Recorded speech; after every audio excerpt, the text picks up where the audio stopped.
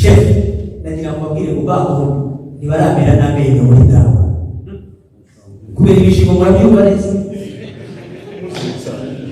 mufite n'umusaza wowe ibishimo muri dawa ntabwo barabimera wallahi umuntu amaze imyaka 3 muri Maidani wala adhunnu wenda nitategezeho ariko mashallah ngo niwe kuri top ngabani bose maya ifuna shiyani ibintu bigaragaza ko nibyo wize warabyibagiwe ibintu bigaragaza ko abantu bafite Islam ari injiji no gukora ibintu kugira ngo abantu bige ntabwo tuzemera ko abantu bagenda aho ngaho bakabwira abantu ibyo bashaka wowe wasomye Qur'an Allah subhanahu wa ta'ala avuga kisa ya Maryam Yesu atangiye gukora dawa afite imyaka ingahe wewe wisubiza niba uri umugabo natwe tubigire ikibazo cyabivuze afanda akaza kubivuga aho ngaho mu masigiti mufite wanyu umwana muto we ni umwana muto reba uko angana reba iyi myaka Imana yirakure abandi umukecuru waririye uduceri ararira hari amarira ye ntuzayakira uragenda kurwanya umuntu ngo ni umwana kubera ko azi ukuri kubera ko ari kubigisha kubera ko ari kubabyiza ilmu ufite ubwoba mwakoze ariko nk'ibyo akora narababwiye mugende kuri za kamera babaza ibibazo apana ibintu bibazo by'ukwirwa mu misigiti ngo byegena n'igandi ngibiki byo ushaka kuzana ibintu bya gutyo bakoze ibibazo bya ilmu ubundi priority aba ari ibyo twigishije ariko umwanya iyo uhari nshingiye ko abantu atari benshi bari kubaza wakibaza nta kibazo naam muzehe hanyuma tugere ibindi biremwa yavuganye nabyo ni ibi ibindi biremwa Allah subhanahu wa ta'ala yavuganye nabyo icyo ngicyo ukindekere inshallah nza kigusubiza ubutaha Islam l'ana cyabivuga mumenye bagomba kubaza ibibazo bya ilmu mumenye bagomba kubaza ibintu by'igena migambi ibyo ngibyo byabo birimbiye nabo ni byabo tukwiga ngo bamwe Islam naho ibintu byo gukora da'wa mu kiri umwana muto cyane n'ibintu bisanzwe mwebwe mwabonye bakuze ahubwo RMC niyo yagize gute niyo yabateguye bize mu ishuri rya RMC ntabwo kwigiye ubuntu birabyo byumvikana iyo biza ko kuvuga na Saudiya yatwohereje itike tukajya kwiga byakabaye byumvikana itike y'ubuntu amashuri y'ubuntu mwe twarabishije ko abantu niva sheda uri kimwe cya mbere cyararengaga ababyeyi bacu bakarara bahagaze bashakisha minerva akatwirukana twazamuka uyu imamu w'umujyi wa Kigali Sheikh Mashaka Ali ahura na Sheikh Faraj bari mu biganiro by'ubusufi na salafia Mashaka kiyemera ko ari umusufi nubute Sheikh Faraj aramujye mu musoro ngo ajye gukora ariko nagira ngo mbabwire yuko ngewe akenshi ndumusufi numva yuko ahubwo na Sufia ari idini kubera ko banza nsubize kingiki barako wenda bakanya yemeje ko salaf ari ryo dini none wowe ni kubyemera ko abasalafu ni ryo dini koko oya ntabwo ari ryo dini ndatanga dalili umwe yemereye ko ari umusufi undi yemereye ko ari salaf agenda kuri sura za muturu abantu bazahurira ngende umukozi ndasudira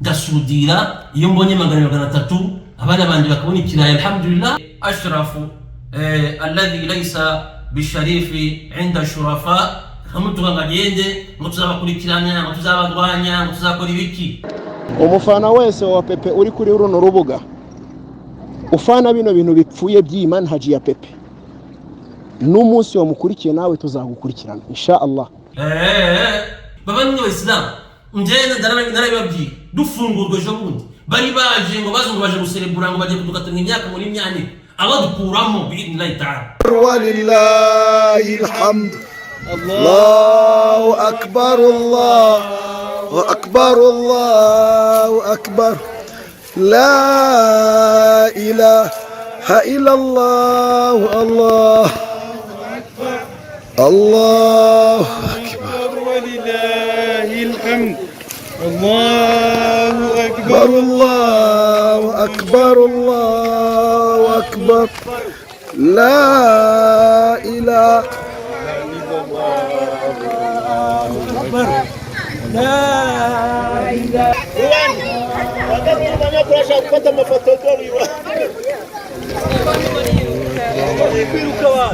ariko bakwitonda basiganwa na gake abantu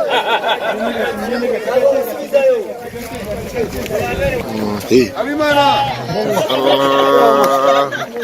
Allahu akbar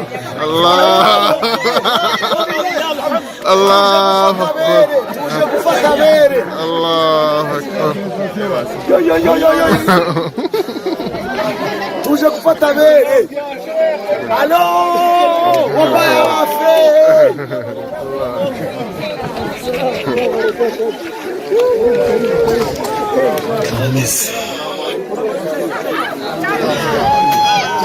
yo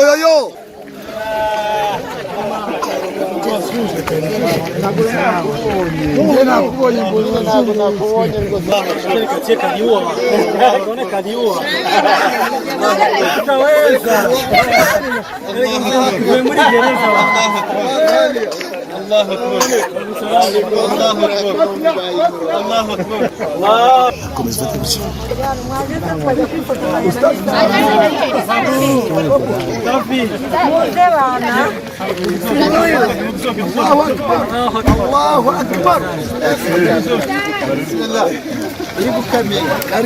nigumishe mwenyewe kamera nacho nigumishe uno munsi turashimire nibyo kibazo bahuye nacyo bari bazi ngo bazakomeza gutanga abayisilamu nguko pfoye nguko ziki rero turose kosa ibimenyetso nicyo mpamvu kubona byabacanze bari bazi ngo bazava kuri Dawa Rwanda TV irarivuyeho bazi ngo bazava kuri Chef Faraji gucunga aravuyeho namwe bari bazi ngo bazamvuga ngo ndare ngo banzanye ngibiti muri mu biki mwatuje bavandimwe b'Islam.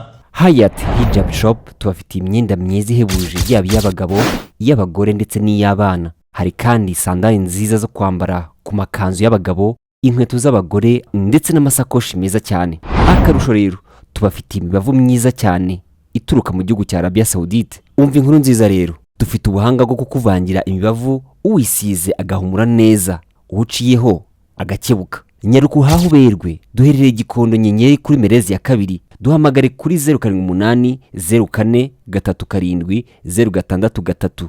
Turakwakira na yombi. Berwa na Hayat Hijab Shop, ujyane n'igihe. Kigali Barista mutugane tubafashe, duhugura urubyiruko gutunganya ikawa mu buryo bugezweho kandi bwizewe. Ducuruza ibijyanye n'imigati ndetse na keke tukanabyigisha.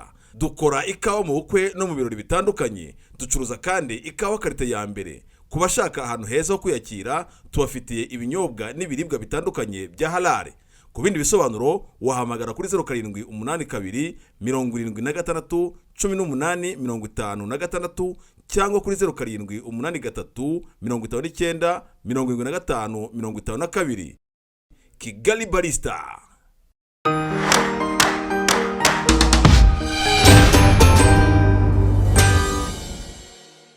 نعم والسلام عليكم ورحمة الله وبركاته.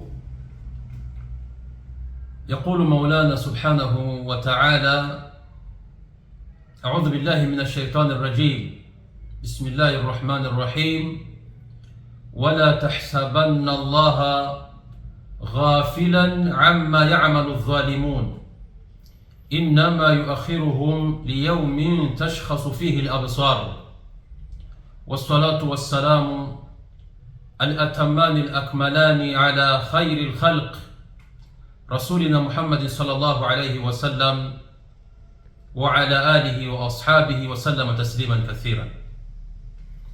Bavandimwe w'Islam, twongere dushime Allah subhanahu wa ta'ala udushoboje ko twongeye guhura kuri uyu munsi mwiza,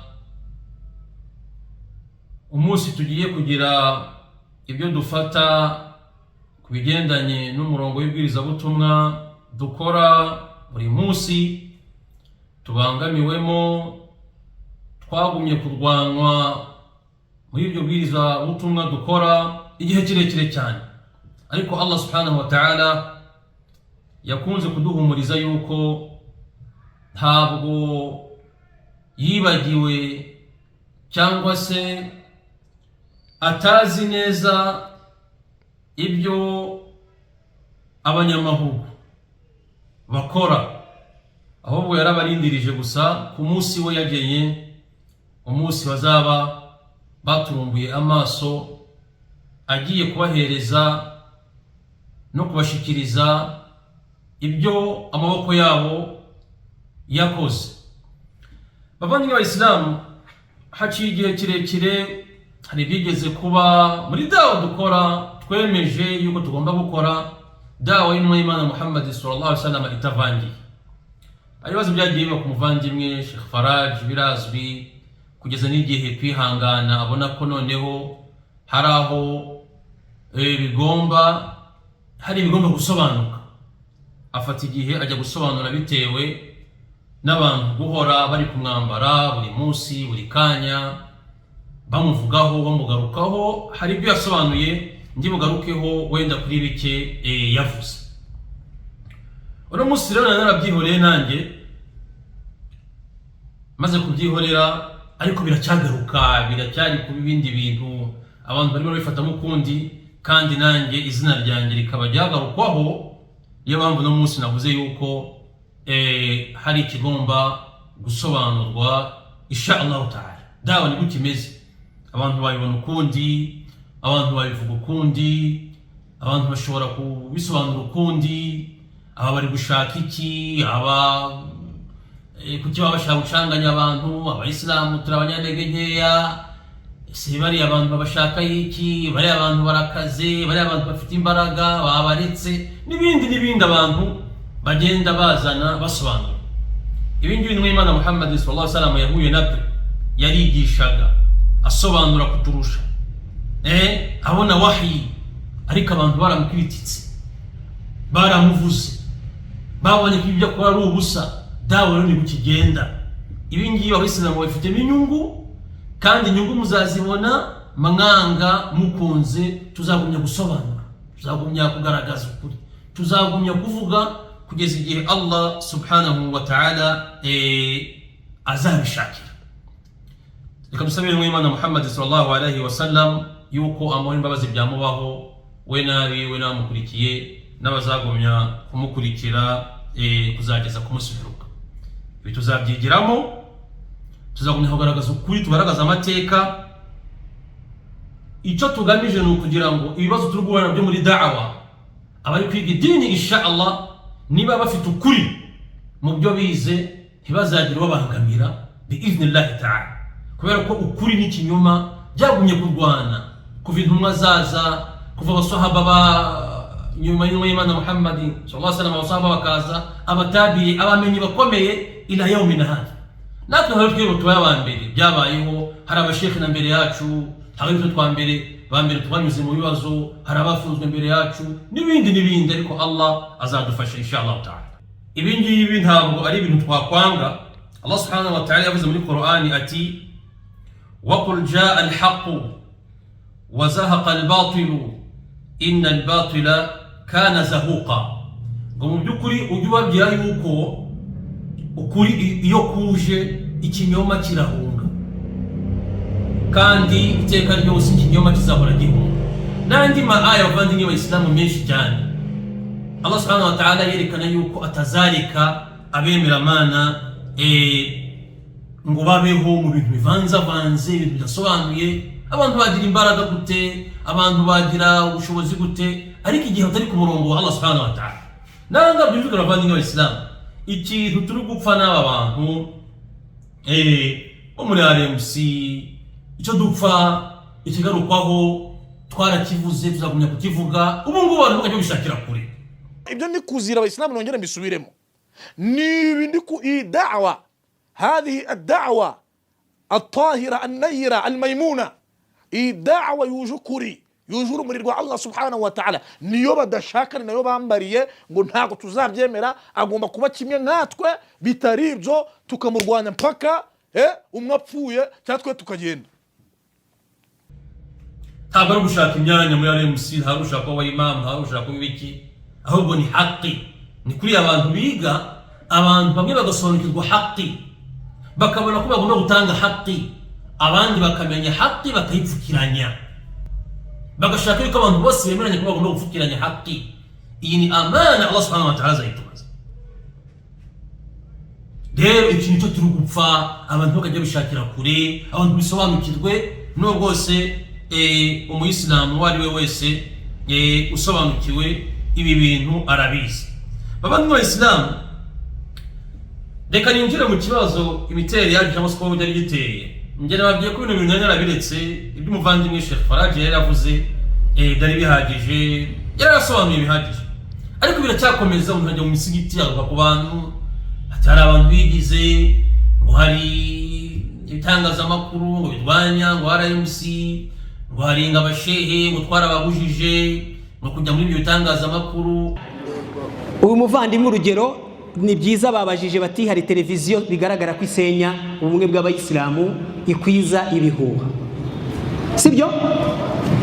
Hanyuma ubuyobozi bwa mufti w'u Rwanda wambanjirije uwo nasimbuye mu buyobozi bwacu bwahagaritse ababwiriza butumwa kujya guha imbaraga icyo kinyamakuru bigaragara ko kiri gusenya. Ababwiriza butumwa bahabwa itangazo ndetse n'abo ngabo bakijyayo barabahamagaye. Nanjye alhamdulillah muri iyo nama nari impari, nari nta n'aba mufti ariko nari impari, wallahi ushhidullah nari impari muri icyo cyicaro. Baba bashehe mufti Sheikh Salim arababwira ati yarababwiye ati twebwe turi tayari tubatera inkunga munashinge na channel zanyu muze mukore dawa, ariko ntago dushaka ko mujya muri icyo gitangazamakuru gisenya. Ni gute weho urashaka abantu bajye kwiga, buri wese yiga uburyo abibona, uburyo abisobanukiwe, atanga umusanzu bitewe n'uburyo yize, wewe ushake kumuhereza umurongo? Ntabwo binamina ibyo. Bavandimwe b'Isilamu, twumvisha amateka y'Imamu Abu Hanifa, Imamu Shafi, Imamu Ahmad, Imamu Maliki. Kuki ibitekerezo byabo muri fiqh n'iki byatandukanye? Alhamdulillah bari imyemerere yabo yari imwe. None muri iyi minsi n'imyemerere mushaka kuyivangavanga, none mwemeza ko n'abantu bagumya guhurira kuri iyo myemerere muri kuvuga muri kuzana muri kayivangavanga, mutangiye kugira abantu ngo abakristo abayisilamu idini yabo ngo basenga ikintu kimwe, ngo ni ibintu bimwe, ngo bahuriye ku bintu binini. Imyemerere mushaka kuyitotera. Abayisilamu n'abakristo by'umwihariko bafitanye ihuriro, ndashaka kuvuga bafitanye mu byo bemera hari ahantu bahuriza hanini cyane, hakaba n'ahandi hatoya, ariko aho ngaho hatoya hatakuraho ya sano nini inafite aho ihuriye nini cyane. No mu myemerere yacu kumva duhurira kuvuga ko Imana ari imwe.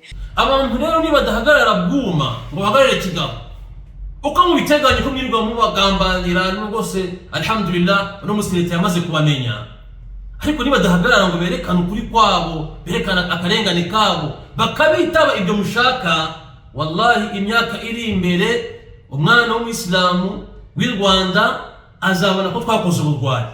Ariko abantu ntibahagarara bakagaragaza bino bintu, bagashimangira ukuri kwabo, insha Allah ta'ala hari bizasobanuka. Uyu Sindayega yigeze kujya mu nama, ajye anabimenya byo kuvanga kurwanira ngo ibyubahiro, ibyo byubahiro ni byawe n'abawe n'abuhemba n'abukoresha. Hari abo udafite uburenganzira wewe, kandi w'abayisilamu ku bisilamu bwabo utagomba gutegeka weho. Hari ibikuzanye, ufite misiyo zawe, wabayeho mu buzima bwawe, izina ryawe n'ibyawe byose byarabaye byondo ubyangiza, urwana no kugira ngo uzabone igihe uze ubisukure, niho ubuyobozi bwawe bushingiye. Urwana ngiye barambikira ndarengana n'ibindi, no kugira werekane yuko ari weho mucunguzi w'Isilamu utariho. W'Isilamu ni Allah subhanahu wa ta'ala. Uwo ari we wese yagenda yavaho, nagenda runaka yagenda wagenda, na mutume yaragiye, kandi Uwisilamu uracyari. Ariko weho ni ubuyobozi bwawe cyangwa se ibyo uyobora bishingiye. Cya Abayisilamu bateganya weho uzahora babyana iby'igenamigambi n'ibiki, ariko nicyo kibazo gihari bavandimwe b'Abayisilamu cy'uyu nguyu akaduruva yaragateje, azagumya no kugateza. Niyo mpamvu buriya bazi by'Uwisilamu njye sinababesha uyagiyeho, naravuze ati hari ibigiye gusobanuka bitewe n'imiterere ye yubakitsemo uyu nguyu ya internal conflict. Ari amakonflikt uyu nguyu wayifitemo ya kera, ni nabyo bigiye kuzagumya bitari kurangira buri munsi. Yigeze guhagarara mu nama y'abashehe, agaruka no ku muvandimwe Sheikh Faraj, avuga ngo hari umushenga uri hanze, ngo n'undi uri indani. Urumva bandi w'Islam mwarabyumvisha abigarukaho mu ngirwaruhame y'abashehe bari bahuye ngo umushenga uri hanze ngo kakavuga ngo kuri hano ngo yuqaddisuna ba'dhum ba'da n'ibindi biranga. Hari ikindi kintu nanone kigaragara kuri uwo murongo aho bamwe yuqaddisuna ba'dhum ba'da, yuqaddisuna ba'dhum ba'da, aho uri hanze atanga referanse ku bumenyi gusa mu Rwanda mufite n'uri uri mu Rwanda nawe akavuga ngo bantu mudere mujye mubasakana ya mashayikh la taqbalu bihadha al-kalam. Subhanallah, ngo umushenga yafashe ngo diplome ye ngayishyira kuri social media ngo noneho ngo bahaguruke ngo abarwanye.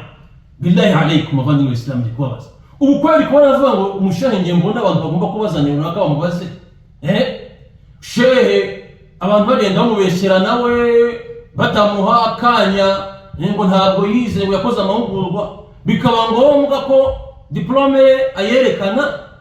Ibi bavandimwe b'Abayisilamu Abayisilamu bahaguruke ngo baturwanye ngo abashehe batoreta kibira ngo iki n'ibiki. Ibi ni ibyo mu bwenge, ibi ni ibintu umuntu yajyanira.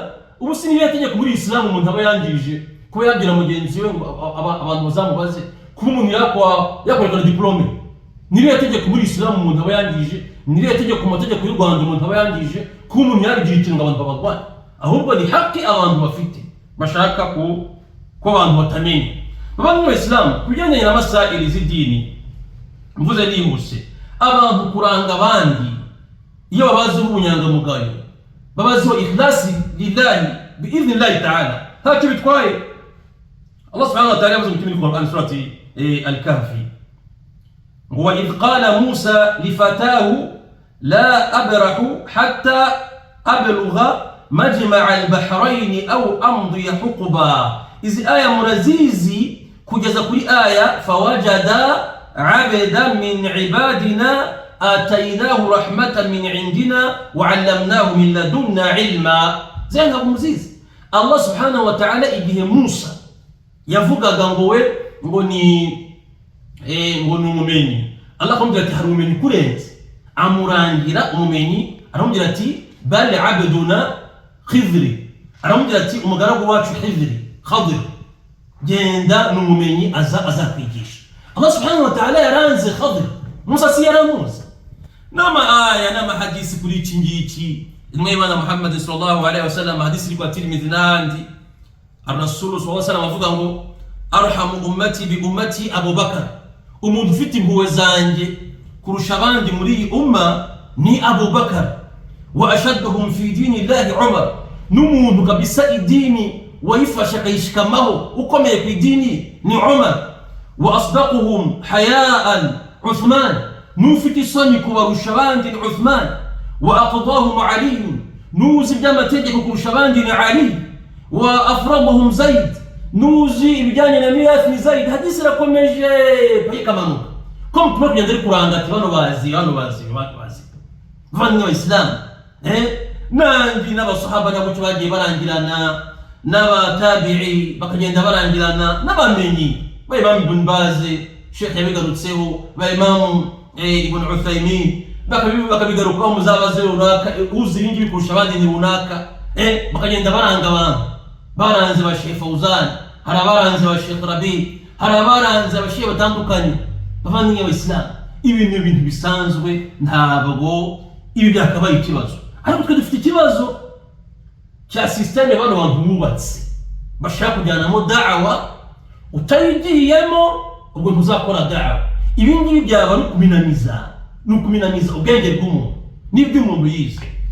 Tugenda tubisobanurira inshallah. Nta muntu wigeze ugira undi gitangaza, ntabwo nigeze mugira cyo gitangaza. Nta nubwo kuba hanze ugenda ugarukaho ngo ntabwo ari cyaha. Asohoka mu gihugu mu buryo bwemewe, akaba hanze mu buryo bwemewe. Mwirukanga abantu nta hantu utagera udutanga amabiro yose mama yajagajaze, aho mukoze inama mutugarukaho muduteranya. Wowe ushaka kugira nkaho ushaka kugira leta ibyanjye kitanze, leta iranze ukurusha wewe. Kenda banye na leta imyaka 3 hafi n'igice, ingaburira inyambika imvuza ikora iki, ubwo biri kujyamuka mu mabiro. Ariko alhamdulillah abasigaye bakwirukana ugenda ubunza amazina sindi Dawa Rwanda TV sinshiye Faraji sindishiye Ali iki bakubwira genda uzaza kutubwira ibindi. Alhamdulillah bani wa Islam twishimireho kuba urunundi rwego nabwo rumaze gukora iki kugedwaho abantu rero babimenye ikibazo dufite ni ikibazo cya da'wa kandi ibingi bigomba gusobanuka hari utagomba kugiraho ubushobozi kandi ku bintu biri kugenda biri kuza ni nako abayisilamu bazagenda bari gukora iki bari gusobanukira ingibi bavandimwe b'Islam bimenyekane tunabimenye tunabisobanukirwe ikibazo gikoze iki gihari.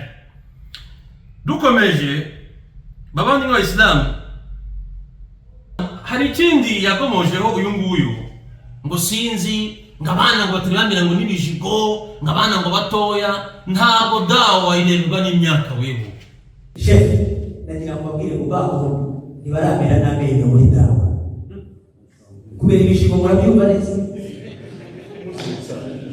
musitsa ni umusaza wowe ibijigo muri dawa ntabwo barabimera wallahi umuntu amaze imyaka 3 muri Maidani wala adhunnu hawenda nitatigezeho ariko mashallah ngo niwe kuri top ngabani bose maya ikora shiriyani.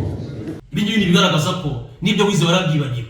Ibintu bigaragaza ko abantu bafite wese n'amarinjije no gukora ibintu kugira ngo abantu bige ntabwo tuzemera ko abantu bagenda aho ngaho bakabwira abantu ibyo bashaka. Wowe wasomye Qur'an Allah subhanahu wa ta'ala avuga kisa ya Maryam Yesu yatangiye gukora dawa afite imyaka ingahe wewe wisubizanye uri umugabo. Allah yaravuze surati Maryam فأشارت إليه قالوا كيف نكلم من كان في المهد صبيا قال إني عبد الله آتاني الكتاب وجعلني نبيا وجعلني مباركا أينما كنت وأوصاني بالصلاة والزكاة ما دمت حيا وبرا بوالدتي إلى آخر الآيات. الله فوق كل يسوع يتانجي يقول دعوة ولكم جلبا إيمانا الصلاة الزكاة نكنيك أرمانا وروهينج وحبيزا قابل نقول بارامي نانجي بيشيكو ngo nibaramenya ngibiki ngo nibaramenya ngibiki muravuga ibiki weyo urimo uravuga. Allah subhanahu wa ta'ala yabwiye Yahya anavuga ati ya Yahya khudh alkitaba biquwwa wa atainahu alhukma sabiyya yewe Yahya fata iby'ubumenyi ukomeje ngo twamuhaye kumenya iby'idini ari umwana muto agize ngo abantu ngo babana ngo abasaza ngo bahari ibiki n'ibiki wewe undi kwa fande yavuze ngo mufite wani ngo umwana ngo muto ibiki n'ibiki natwe tubigire ikibazo se cyabivuze afande akaza kubivuga aho ngaho mu musigiti mufite wani ngo umwana muto we ni umwana muto reba uko angana reba iyi myaka Imana irakure abandi umukecuru waririye uduceri ararira hari amarira ye ntuzayakira. Wowe uragenda kurwanya umuntu ngo ni umwana kubera ko azi ukuri kubera ko ari kubigisha kubera ko ari kubabwiza ilmu ufite ubwoba mwakoze ariko nk'ibyo akora narababwiye mugende kuri za kamera bababaza ibibazo apana ibintu bibazo by'ukwirwa mu misigiti ngo byegena n'igambi ngibiki byo gushaka kuzana ibintu bya gutyo bakoze ibibazo bya ilmu. ubundi priority aba ari ibyo twigishije ariko umwanya iyo uhari nshingiye ko abantu atari benshi bari kubaza wakibaza nta kibazo. Naam muzehe hanyuma tugende ibindi biremwa yavuganye nabyo nibi ibindi biremwa Allah subhanahu wa ta'ala yavuganye nabyo icyo ngicyo ukindekere inshallah nzakigusubiza ubutaha. Abayisilamu nal'ana cyabivuga mumenye bagomba kubaza ibibazo bya ilmu mumenye bagomba kubaza ibintu by'igena migambi ibyo ngibyo byabo bihimbiye nabo ni byabo tubwira abantu b'Abayisilamu naho ibi ngibyo gukora da'wa mu kiri umwana muto cyangwa n'ibintu bisanzwe byo gusoma surati al-anbiya qalu sami'na fata yadhkuruhum yuqalu lahu Ibrahim. Igihe Ibrahim yafataga icyemezo akajya gushwanyagura biriya bisanamu yari umusore kuri muri da'wa nibwo avuga twumvisha umusore avuga yuko azamena buri bw'Imana byacu. Abdullah ibn Abbas yaravuze ati qala ma ba'atha Allah nabiyyan illa shaba ntabwo Allah subhanahu wa ta'ala yigeze yohereza intumwa usibye ko yoherezaga intumwa y'umusore wala utiya al-ilma alimun illa huwa shabun n'ubumenyi bwagize akamaro kubo Allah subhanahu wa ta'ala yamuhaye n'ubumenyi Allah yahaye umuntu w'umusore hasakaza ngo sinzi ngo abasaza baranga usanga ingero zimeze ni wewe no kuzana wewe mangwende ari kuzana ingero ngo ba Cristiano n'urugero kandi byari impira bino by'abapira ibaze ngo umuntu nka mangwende wewe kugira nka mangwende ukavuga ngo ngo Cristiano ngo nagaze umupira ngo na Messi ni urugero ngo hari abasaza ngo bakaze ngo bakomeye ngo nibo ngo bahatari ngo nkabande ukavuga abasaza barahunga hari ibintu bitagereranywa mu bandi Islam hari ibintu bitagereranywa urajya kugereranya Cristiano ni urugero mu by'imipira sibyo kugira ubyumve neza umugereranye na sinzi n'abandi na ba Bekeni n'abandi ibyo ntabwo ari byo bavandimwe b'Islam. Nuwuhe mushehe watugira inama dukurikire cyangwa se icyo tubaza reka ibi ngibi wenda mbivuge lillahi ejo bundi nibwo numvaga Sheikh Suhaimi mufti w'i Madina abantu mu Misiri bamubaza umushehe bajya bakurikira bakabaza arabarangira ngo muzakurikire Sheikh Said Raslani. Iyi ni clip ni maqta'a iri kuri YouTube hano hose wayibona. Baramubajije abantu mu Misiri arababwira ati mbarangiye Sheikh Suhaimi mwarimu wacu w'i Madina mufti Madina yaratwigishije abayimuzi Madina baramuzi yabarangiye mu Misiri ngo muzajye kwa Sheikh Said Ar-Raslani abariwe mujya mubaza ajya bigisha nanjye wowe urukumbaza ngo ujye ubaza ndi hari umusheikh ejo bundi ndende kubwira abantu ndababwira ati abuhu min akhwali wa huwa tilmidhi lakinahu al'ana khayru minni wa aktharu minni ilma wala uzaki ala Allah ahada. Ndiko cyane mubyi narambye uwo mushehe ise ari muri ba marume nimwe ni wabona ba mama ndamubwira ni umunyeshuri wanjye cyangwa se ari mu babaye abanyeshuri banjye ariko no munsi icyo nemera yuko nuko ni mwiza kundusha kubijyanye na ilmu kandi no munsi ilmu afite ni nyinshi arandenze nanjye bishoboye najya kwiga. Sheikh kuba naramuranze cyangwa se kumuvuga abavandimwe Islam uyu mushehe ni umushehe juhudi ze billahi ta'ala nzagumye kubigarukaho ngenzi impamvu mbivuga. Iyo tuvuga ibi ngibi ntabwo ari ubufana nta nubwo ari ikigare cy'ubushuti bya duniya hoya ibi ni dini kuko ndi kubibabwira umuntu ufite icyo afite uzi icyazi uko agenda ahugura abayisilamu bitandukanye no kwimakaza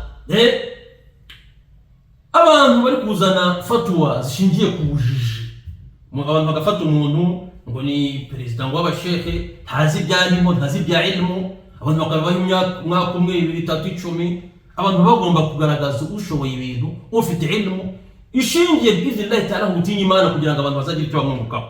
Sheikh afite majhudati nyinshi muri dawa yaraje ntabwo ari kugira itangaza akora dawa ye iragaragara yigishije muri institute yigishiriza ubuntu bavandimwe Islam yabaye imamu wa al-ahli hadiya murabizi al-ahli aba imamu adahembwa mwabone ku musigiti yawuvuguruye amaze kuvugurura no kubaka neza niki gisengara gikora amakaro amatoilette arayakora musigiti wose umeze neza hano ngo bigeze urafunga baraje bamuhembye baramwirukanye kubera tauhidi no gukunda sunna afite yigishaga abana hariya al-ahli igihe kirekire anabigishiriza nawe muri abashehe bari kumugambanira bigishiriza abana bamaze gusobanukirwa.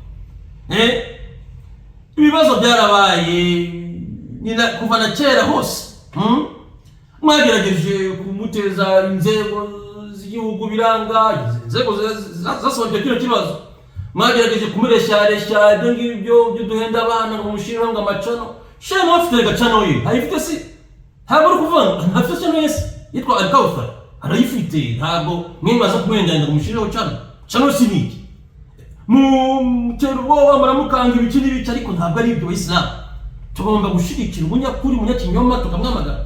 Sheikh Juhudizi yasobanura kitabu tawhid mu majwi murabizi asobanura kitabu al-kabair asobanura fiqh al-usra asobanura sharh kitabu ya siyam ni muwatta asobanura nawaqid al-islam al-mukora faid al-mustanbata min surati Yusuf afite muhadarati asobanura nawaqid al-islam afite barnamij ya fatawa kwa gatanu igiye kuzagwaza abantu muri amuru afite muhadarati ku cyumweru afite amagrupe ya WhatsApp afite majhudati nyinshi umuntu aramutse amurangiye mugenzi we ngamwigeho kandi ni umushoro gukosa ejo akavuga ati hari masala runaka narakosheje ukuri nuku hari bigaragaza ko umuntu yamuranga ntabwo rero abantu bakaryihariye ngo bavuge ibintu nk'ibi ngibi barabika umuntu bashaka kujya guteza umucyasha kandi umuntu yarize akitanga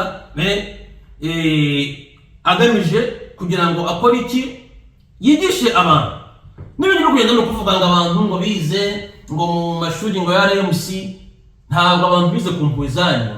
Twatangaga minerval, iyo igihe cyo gutanga minerval twajya ku ishuri tuyajyanye. Sheikh Daudi nguyu kuvuga ngo abantu bize muri institute biki n'ibiki, ngo ngo abantu ngo bize mu mashuri y'umuryango, ni service mwaduhaga tukayishura. Mwebwe mwababonye bakuze, ahubwo RMC niyo yagize gute, niyo yabateguye bize mu ishuri rya RMC. Ntabwo kwigiye ubuntu birabyo byumvikana. Ya biza ko kuvuga na Saudiya yatwohereje itike tukajya kwiga, byakabaye byumvikana itike y'ubuntu, amashuri y'ubuntu. Mwe twarabishura twabanye niva. Sheikh Daudi kimwe cyambere cyararengaga ababyeyi bacu bakarara bahagaze bashakisha minerval, akatwirukana tukazamuka. Ibi ngibi kujya mubizana muri kubivuga muri kwerekana ko hari ibintu mwako. Oya, niyo mpamvu rero turabumva tukajyana namwe mu gihe muri kuri qala ta'ala qala Rasulullah. Ariko igihe mutandukanye nabyo bavanye Islam, aba bantu tugomba kubwira ati stop. Mari gufata ubwenge bw'abantu ngo nize muri institute ibiki. Oya, twarahize ariko twarishura. Ntabwo twize muri institute kubera impuhwe z'aba bantu. Twarishuraga tukabishura mu gahembwa. Kwishingiro rero mushaka kugaragaza ko abantu mugomba kubafata ikintu cyaraye musumura gifata mu kigira hari ikintu kindi kintu mu idini y'Islam. Ari nabyo ngiye gusobanura abavandimwe b'Islam. Nicyo kibazo ngiye gusobanura. Ese ko Sheikh mu byavuze hari abantu barukaho bari kwibaza ngo yaravuze ngo avuye muri RMC, ngo mbese kuva muri RMC ngo biremewe gusa gucamo abayisilamu ibice. Ubwo rero abayisilamu ngewe ibintu bivuze kugira ngo abantu bame amahoro, ibintu byabona bivuyemo. Ndi umunyarwanda witwa Dusengimana Faraji, ndi umunyarwanda nk'abandi bandeke. Nge RMC navuyemo sindi mu bintu byabo. Ngewe narize alhamdulillah, diplome yanjye ndayifite, ndi kuvugira Allah ni numwe Muhammad sallallahu alaihi wasallam, n'uburenganzira mfite nk'umunyarwanda wari wese kuvuga ibyo ashaka akidagadura igihe atabangamiye umutekano w'igihugu cyangwa se atabangamiye abandi cyangwa se atari guteza akaduruvayo. Bavandimwe b'Islam, ibi ngibi mugomba kubyumva bigasobanura. Nta muntu urwanya ubuyobozi. Twababwiye yuko umuyisilamu mu Rwanda cyangwa se n'ahandi ubuyobozi bwe nuba mufite itegeko ubuyobozi bw'igihugu, perezida w'igihugu abana bahagarariza. Ejo bundi yabivuze neza ubutanga ingero ngo mbese ngo abamotari ngo barashizeho gahunda ngo association yabo ngo umuntu akaza gutandukana. Niba byari musimeze nk'ibyo byatanga ingero by'abamotari wewe. Dufite ingero nyinshi zerekana ko ibintu by'umuntu yabivamo abavandimwe b'Islam. Hari ibintu by'urwamaganira abantu by'ihuriro ry'amadini by'abakristo n'abayisilamu ko bikintu kimwe birigaragaza, sibyo? Ejo ariko mbaburuge uyu imamu w'umujyi wa Kigali Sheikh Mashaka Ali ahura na Sheikh Faraji bari mu biganiro by'ubusufi na Salafia. Mashaka kiyemera ko ari umusufi. Ni gute Sheikh Faraji aramujya mu musino ngo ajye gukora? Ariko nagira ngo mbabwire yuko ngewe akenshi ndi umusufi, numva yuko ahubwo na Sufiya ari idini kubera ko banza nsubize kingiki ko wenda kano kanya yemeje ko salafu ari ryo dini. None wowe ni kubyemera ko abasalafu ni ryo dini koko? Oya, ntabwo ari ryo dini. Ndatanga dalili. Umwe yemereye ko ari umusufi, undi yemereye ko ari salafi agendera kuri sunna za mtume. Abantu bazahurira ko billahi alayhi sibyo? Sindayiga yuyu ni uhagarariye ibintu by'ikigiga cya Maroc cy'abasufi, sibyo? Iyo niyo RMC bashaka kuzana. Ejo bundi mwumvisha umuntu avuga ngo Musa ngo ni umurozi. Aba nibo baduati babo. Nibo turenda kubana n'aba bantu, ejo tangira kubanyamuza uri kumwe nabo. Nibyo bashaka. Baravuga ko abantu bafite haki. Nibagumya kwigenga kujya ku bitangazamakuru byabo, tugiye kurangira. Mugumye mu bagwanya bavuga ko bari kuvuga ngo muhamagare mu Sheikh Faraji ngo nazaka byemera kuva kuri bitangazamakuru ngo naho tubanza itamu hari kwirizariza nk'akana gatoya ngo tubanza itanyimwa biki. Murabona iyi juma y'ejo bundi muri kunyumva? Iyi juma y'ejo bundi uyu munsi si kuwa mbere, niba hari ab'intwari bagenda bakabaganiriza ejo bazabanzanira bavuge bati twabaganirije shehe, kondisiyo yawe ni uko bava mu bitangazamakuru bisenya RMC. hanyuma n'ejo niba bavuze bati hanyuma baze dufatanye namwe tubashingire za channel zabo.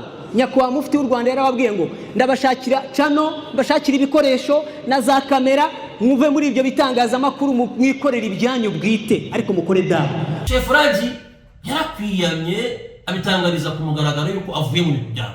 Urukushaka mu ruriki wamuritse akigenga wagumye mu bintu byawe n'ibindi bagenda bazana mwumvishe abashehe baba bari kujya za Kongo za muri za Maulidi ngo nabayimamu b'intara n'ibiki aba bantu urabajyamo gute ugomba kubavamo.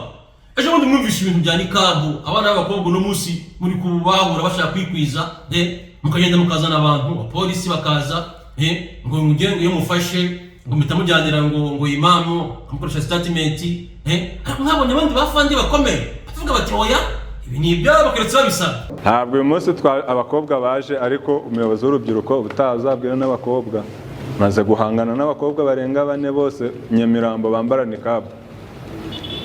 nikabu ngira ngo imama Onatrakome n'ubizi niwe mbashira nkambwe ati bigishe ndabaguhaye ngaba bigishe ubakureho statement uyinzanire kuri office ninongera kumubona bwa kabiri ubwo nzabimuhanira. Nikabu nimbi bigiye polisi ikurikirana ibyaha duteganywa n'amategeko. Icyaha cyagiye mu itegeko garagara ko ari icyaha gifite ibihano bijyana muri enforcement twagikurikirana umunsi wo. Ibi rero ni ibijyanye n'umutwe wa Kisilamu n'ibyabo ndibo bazagikurikirana.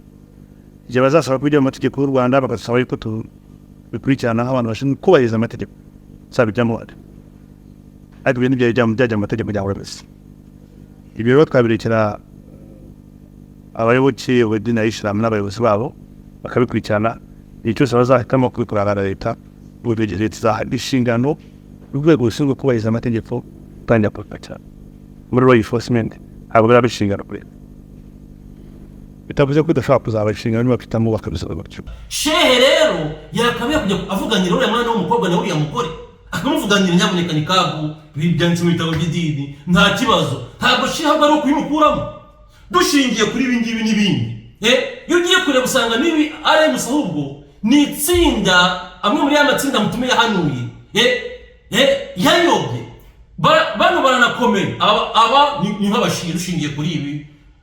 Singaye mu mureza batabulira ibipapuro wishinda yeganye perezida batabulira ikundi rya bid'a isobanura la ilaha illa Allah nabi bavanye Islam. Wowe ushaka kwigisha ukajya mu bintu by'inguyu ni waheze ibipapuro mwirirwa mufungisha abayisilamu bamwe bagapfa abandi bakaburirwa irengero abandi bakagenda bite.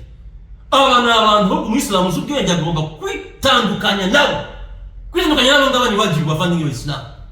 Nawe twidani twabigiyemo cyane tuzi muri gukuri tumaze kubona ko muri kukinyama twaragiye na buri mwisilamu rero ushingiye kuri ibi ngibi agomba kwitandukanya n'abantu abangaba.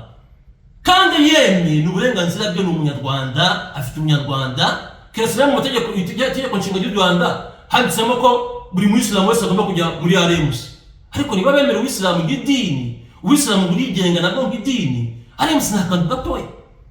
Mwere gufata abantu ibyo ngibyo byanyu mugafata ababwiriza butumwa mukabasha kubagira akantu gapfunyitse umuntu ave kwiga mwite mufunga ubwenge hoya umuntu arigenga akora ibyo ashaka.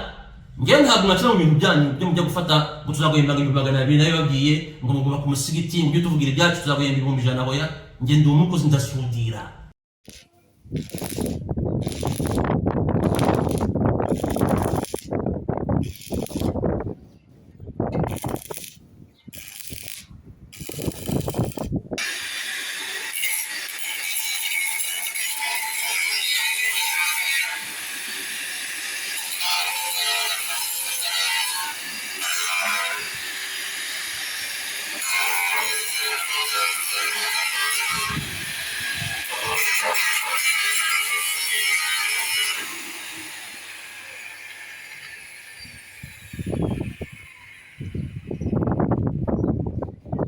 Gasudira iyo mbonye 300 abana bandi bakabona ikiraya alhamdulillah gutyo ngasudira kugira ngo idini yanjye nigisha abayisilamu igumye kugira icyubahiro nta n'umuntu waza kuyivuguruza ari kunjyana mu byo ashaka kugeraho. Abantu bose bakitumvikane kuva mu bintu bya RMC kabisa n'uburenganzira bwawe. Allah yaravuze ngo ya ayyuhalladhina amanu dukhulu fi silmi kafa, abayisilamu mwe mwinjira mu Islamu ubwinjiramo kwa nyako mwese ntabwo kwinjira muri aremusi twayumvira mu gihe muri kuri haki, mu gihe mutari kuri haki guhagarika kujya mu bintu byanyu n'uburenganzira bwacu. Iyi mimbari ni RMC bivuga ngo kuba yaraje kwigisha ni RMC yagize gute yamuhaye iyi mimbari akuvuga ngo tuzamuha mimbari ntabwo ari yawe Sheikh. Allah yaravuze wa anna al-masajida lillahi fala tad'u ma'a Allahi ahada. Mimbari za Allah subhanahu wa ta'ala ntabwo ari yawe, mimbari yanjye n'ibiki kandi yazivuye mu ushaka iki yavuye mu byawe. Mwabisilamu mwe namwe ntukajye mubaza ibibazo byagutya. Niyo mpamvu umuyisilamu agomba gufata icyemezo akava muri bino bintu byarayimuse, ntabyo kumutera ubwoba, ntabyo gukora iki byo kuvuga ngo ibintu ni byanyu. Ejo sinumva ku gihe uri kuvuga ngo wabyeyi ngo Saudi Arabia ngo uri kwibutsa ngo hari umusigiti wanje uri kuvuga na Tracom. Amateka y'uyu musigiti kuri wo na Tracom wubatswe muri za 71 na 2 aho ngaho 74 urumva imyaka 50 buriya, ariko wubatswe mu by'ukuri na leta y'ubwami bwa Saudi Arabia. Hari umwami wabo waje mu gihugu cya Uganda muri za 74 aho ngaho, hanyuma hano hava abayisilamu bagiye kumwakira muri delegation z'abavuye mu Rwanda. Yari yaje gusura abayisilamu muri Uganda, noneho bagiye bamugezaho ubusabe bw'umusigiti, yemera yuko umusigiti uzubakwa bifatamo imyaka runaka wenda bizi yo gukurikirana n'itumanaho urumva ryari ritafite imbaraga nko muri iki gihe, ariko nyuma uza kubakwa. Kubera ayo mateka rero byabaye ngombwa ko ubuyobozi bwibutsa ubwo buyobozi bwa Saudi Arabia ngo ariko hano mugira umusigiti wanyu mwadufashije kandi umaze gusigwa n'igihe, mukwiye kuza mukawubaka mukawuteza imbere. Ngo hari umusigiti wanyu mwaba Saudiya mwe ngo uri hano ngo mu Rwanda ngo muzaze ngo muvugurure, none se unaye kuri kwemeza ko atari uwawe, ni gute uri kugira ngo abantu ngo mimbari ngo niza yavuye mu bintu byawe, ntabwo ari mu bintu byawe. Muhereza amahoro, ntabwo kwinginga, ntabwo abayisilamu yabatumye. Abayisilamu niba bajya bakubaza ibya shehe mwarabizimiza ariko rero mwavugaga birazo. Aba bayisilamu niba bajya bakubaza ujye ubabwira ati nta kintu navuga kuri buriya yavuye mu bintu byacu, pointre muhereza uburenganzira. Yavuye mu bintu byawe. Abandi bayisilamu ndetse kiri kumvikana. Ejo ndavuga ko uyu musitani Tracom ari wa Saudiya ngo warabahamagaye ngo baze bongere bakore, none se ushaka iyi misigiti murayifata ni y'abayisilamu mukayigira yanyu, mukayigira ibiki. Abayisilamu bagomba gutangira kumva bino bintu. Hari igihe Mwenyezi Mungu azabafasha inshallah ta'ala mu myaka iri imbere imisigiti ya sunna ikamenyekana. Kandi imisigiti ya sunna kumenyekana si ngombwa ngo abantu ngo bakigindi imisigiti niki, ahubwo abantu bazarinda bari kumenya yuko umuntu we ku giti cye ashobora kuba afite haki akamenyekana, akigisha abayisilamu bikamenyekana ko umusigiti wo muyimamu uri kuri sunna bizagirwaho inshallah. Kandi n'ibindi byo kuva mu bintu bya Mustafa ni w'Islamu n'ibindi bisanzwe. Za Tanzania hari byitwa Bakwata, umuyisilamu muri kuri haki si ngombwa ajya muri kuri Bakwata, ntabwo ari ngombwa. Za Uganda hari byitwa Supreme Council, umuyisilamu muri kuri haki ntabwo ari ngombwa ajya muri Supreme Council, yashaka yigisha akora ibintu bye. Bibona abandi b'Islamu ibindi bintu bisanzwe na kanyanu. Ibindi ubundi ni ibintu byagombye guhagararira abayisilamu ariko mu kuri byari guhagararira abayisilamu mu kubakandamiza no kubagwanya no kubateza icyasha no kubazanira ibibazo. Icyo bahita bavuga Abayisilamu mujye mumubaza uyu nguyu, ese ntukajye mubaza ngo bese abashehe bahagaritswe kabese abashehe bahagarikwa kubera hakiya, kandi mpamvu yo kongera kujya gusaba abantu bongera usubire mu bintu byabo nta mpamvu. Sheikh alhamdulillah inyungu amaze gutanga kubera kamugari gato yakose bamuhagaritse, inyungu amaze gutanga muri bikamuhagarika n'ababyeyi ati bino bintu muzabwishura, none muri kumangamanga mwabuze uburyo bongera kumuri imbere. Ntabwo bandikira ngo twamutumyeho ngatwohereza ngo Bilali ngatwohereza iki. Hari umukenzi w'umugizi twigeze kumuhamagaza ndi imamu w'umugi kuri za majlisi ari hariya n'utuyobora twese abashehe agira ngo tujye inama tuganire ku byigisho by'abayisilamu, tugomba kuzumva kimwe n'abashehe tukamenya n'icyerekezo abayisilamu barimo, tukamenya n'icyerekezo barimo kuganamo.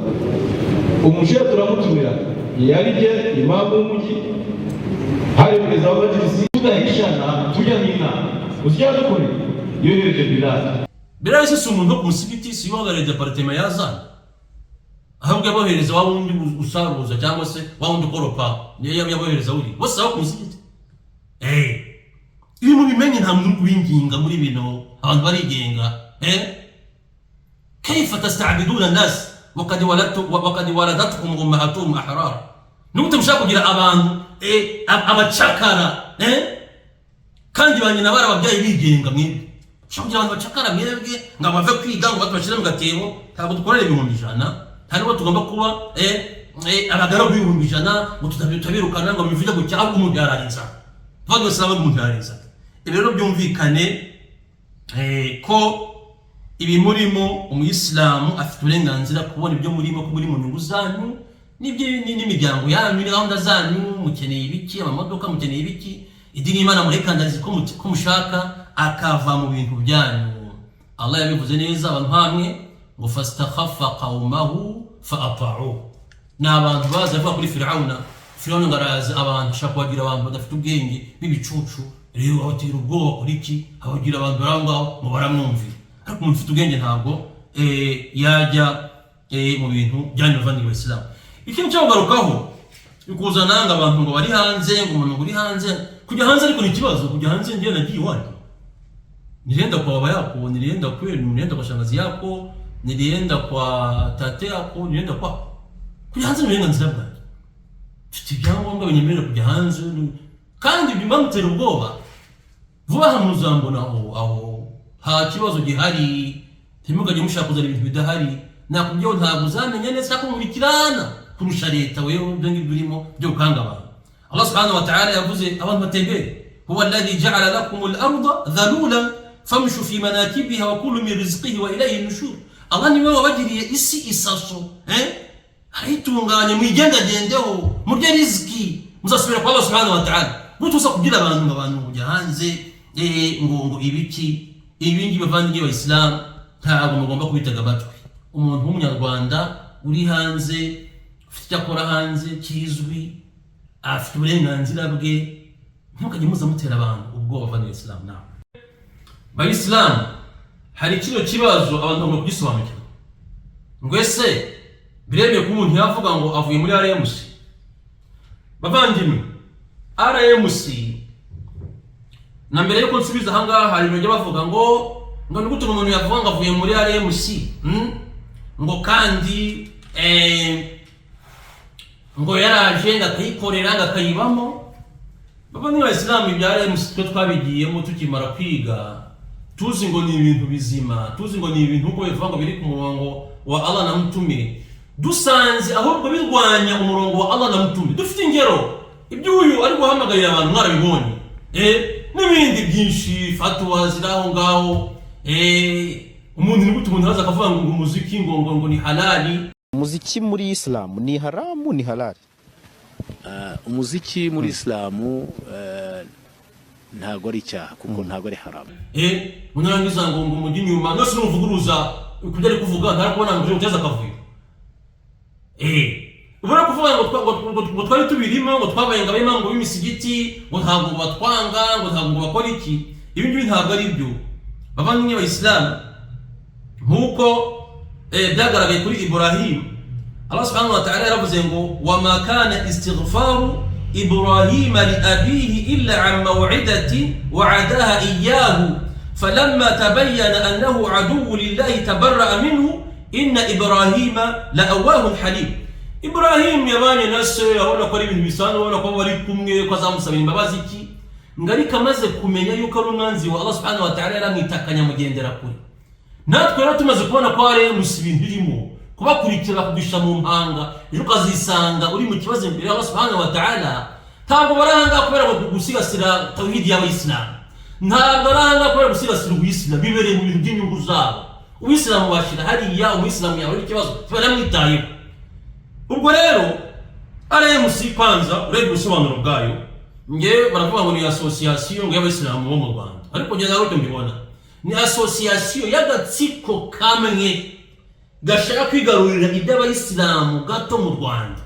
Nyambo ngo abashehe gutwirukanye ngo gutwirukanye ngo ngabacuruzi ngo ntango tubiri hejuru ngabandi bose babiri hasi ngibiki n'ibiki bagashaka gufata nibere mu nyungu zanyu z'urufaranga mukagabana imyanya, uburyo amasadaka y'abayisilamu niyaza, uburyo inkunga z'abayisilamu niziza muzajya muzigabana. Ntabwo mbona ko ibyo abayisilamu mwe mubyitayeho, kandi ubireba arabizi, buri musilamu wese arabireba. Kuva muri RMC rero ntabwo uvuye mu idini. Allah aravuga ati inna dina inda Allahi islam, idini y'ukuri imbere Allah subhanahu wa ta'ala ni Islam. Ntabwo Imana yavuze ngo inna dina inda Allahi RMC kuburyo umuntu yavuga ngo yivuyemo mbona ngo y'ikibazo. Ama aya ni menshi, waman yabtaghi ghayra al-islam dina waman yabtaghi ghayra al-islam dina fala yuqbala minhu. Uzafata indi dini itari uw'Islam ntabwo Allah azayemera. Ntabwo Allah yerekanye yuko uzafata indi dini itari RMC. Uw'Islam ni ikintu kigari kiri ku isi hose, RMC nta kantu gato. Reba amateka y'Uw'Islam bwinjiriye mu Rwanda, urebe n'amateka ya RMC yashingiwe ejo bundi n'abantu bangahe. Kuva muri RMC ntabwo kuva mu idini bavanye Islam. Ibi biramenyekane kuva muri RMC, hore wese yayivamo igihe icyo ari cyo cyose aba ari kubona ko amahame yayo cyangwa se ibyihagarare cyangwa se ibyirimo bitandukanye n'Uw'Islam. Intumwa y'Imana bayibaza cyangwa se kagira abayisilamu inama ibabwira ati muzagumye ku ijambo y'abayisilamu. Abasaba baramubaza ati abayisilamu niba badafite ijambo cyangwa gahunda yawe ya Rasulullah, mutume akababwira ati ayo matsinda yose muzayitaze. Rero kwitaza amatsinda nk'aya ngaya ahubwo ari igihe biri sunna. Iyi masaka mufite ubwenge atari bano bayisilamu b'ibigare rero kwikira bano bantu gusa bibereye mu bintu babohoje imisigiti y'abayisilamu bashaka kwerekana ngo biki n'ibiki. Ibibazo byaza abayisilamu bashaka gutanga ibitekerezo bakabitaza. Ejo bundi mujya gutora abayisilamu se bagiye muza mutubaye ibitekerezo, mwarabumvishe mumaze gutora amadini yanyu murarangije, muri kugira abayisilamu ngo muzane sadaka n'abadiaspora ngo muzane sadaka, amasiyasa yanyu mwibereyemo hari mutazayajyanamo. Hari abo inshallah ta'ala bagifite ubwenge bwabo, bagifite amaso yabo, bagifite kuvuga mu idini yabo. Ntabwo abantu bose muzabakora gutyo nk'iki mwibereye mu byanyu. Ejo bundi mwaze kuvuga abayisilamu, uno munsi murabirangije, murangije ngo muze ngo mwibwe na migambi ngo hano ngo muri abacu muzakinisha abandi. Ko hari bisobanuye twavuga gutya ngo bariya ngo bihorere ngo bagwanya ngo ubuyobozi. Ntabwo ari kurwanya umuyobozi, twemera ko mwahagararira abayisilamu, murabahagarariye nk'uko mubifite, ariko mu gihe mubitari ku murongo Allah namutumye tugomba kubivamo ukuri kwacu. Bavandimwe Abayisilamu rero ibi byumvikane, hari ingero zitagereranywa. Niba umusore ari umusore mutoya azi ibishoboye ibintu, tubona bavandimwe Abayisilamu babimuhereza bikorera yarushuka ku ruhande. Ikibazo kiri gutuma ashuka ku ruhande ni iki? Ni haki baza afite. Ikibazo abantu barakizi, haki afite, ubushobozi Allah subhanahu wa ta'ala yamuhaye, iriya diplome ye barabizi. Sasa abantu nk'aba ngaba ntabwo bashaka bamenyekane, ariko Allah yaramuzamuye. Wallahi ibyo mwakora byose yaragiye yaratambutse, na dawe yarayivuze. Kiriya kiganiro cyo yakoranye na mashaka bikarangira ariko ngo biri yarangiye. Kirahagije kubasha kumenya ibya shefe byarangiye, wewe urimo biragaragara. Nayo ibindi byo kujya umuntu gufata kuyobora abandi ari umwana nta wagombye kuza kubora binenze. Amahadisi ni menshi. Reba qiswa ya Amr ibn Salima, igihe intumwa y'Imana Muhammad sallallahu alaihi wasallam abantu bajyaga kwiga basubira iwabo, intumwa y'Imana ikababwira iti fa idha hadarat as-salatu falyu'adhin ahadukum wa liyummakum aktharukum qur'ana. Uyu Amr yavuze ngo iki ibn Salima ngo fanadharu falam yakun ahadun akthar qur'ana minni faqaddimuni bayna aydihi. Ngo baraje bavuye kwiga ku ntumwa y'Imana Muhammad sallallahu alaihi wasallam, ari abasaza ari abagabo. Intumwa y'Imana irababwira iti iswala nidigera umwe ajya toba adhana murebe barusha Qur'an abasarisha. Ngo bagiye kureba basanga n'indi barusha Qur'an, yarafite imyaka 6 cyangwa 7, bamushira imbere akajya basarisha kandi umwana w'imyaka 6. Byose birazo. Ni qissa ya Usama ibn Zaid ibn Haritha, intumwa y'Imana ipfa yamusigiye urugamba agomba kuyobora. Abubakar yambwiye ati ntabwo turakuvugaho, yari umwana mutoya afite imyaka 20, umusore mutoya ayobora Abubakar na Umar n'abandi. Na Umar n'umuhungu we Abdullah ibn Umar igihe bajyaga mu byicaro mutuma akabaza ibibazo akabura ugisubiza, ariko uyu mwana wa Umar yari akizi, aza kubwira isati ngenda ari ngizi. Islam ati wari kuvuga byari kunshimisha hano kuri iyi si, byari kunshimisha cyane wari kuvuga. Kuma umwana yafata ikintu akakiyobora cyangwa se akakivugaho cyangwa se agafata ilmu akayitanga mu bandi b'abasaza, ntabwo byagombye kuba ikibazo. Ntabwo byagombye kuba ikibazo bavandimwe Islam. Abantu bajya aho ngaho batubeta kibira ngo sinzi umuntu bamurwanya, murimo barasuzugurika. Wallahi ibi byo sinzi uburyo muzabyishura, nta bushobozi mudufiteho. namuntu walhamdulillahi rabbil alamin none agerageza nje barandesheje banzanye imijugujugu bazumutse mu mabiro banjyanye kuva kera muri kudutesira ni ariko byaranze bavandimwe b'Islam. Ikindi ngo diplome ngo yarayerekanye ngo bisi n'ibikingo ngo ku social media ni yawe ahubwo nzamubwira umunsi umwe yibambye hano ku mutwe amanuje kujyanyuma paka agere mu mujyi ariko yerekana siye Allah yaravuze wa amma bi ni'mati rabbika fahaddith inema za Allah zigaragaza diplome ni yawe ubu sheha fresh faraja fungwe nanda bishoye ngo nuko ngo bikini biki ngo nuko yavuze ngo mubazi bibazo ngo barekanye diplome au mtoto kibira ngo ngapfe siye koreye harukuya hivi ni wazerekanye yawe barasa mwanje berekana izanye yenda zifite nyinshi ngiye kuzazerekana no uziyahure no uzikurungi hasi sizaki uzondere bivugeho tureke nta bushobozi dufiteho nta n'uzatugiraho tugusaba Allah subhanahu wa ta'ala dushire ku nzira ye wenyine gusa abese bamenye hata ebana ibyo uzakora byose narakubwiye ngo dawa ya Rwanda TV igiye kuzabasaza ibyo amayekorera byose ziruzuye n'izindi zihari nyinshi cyane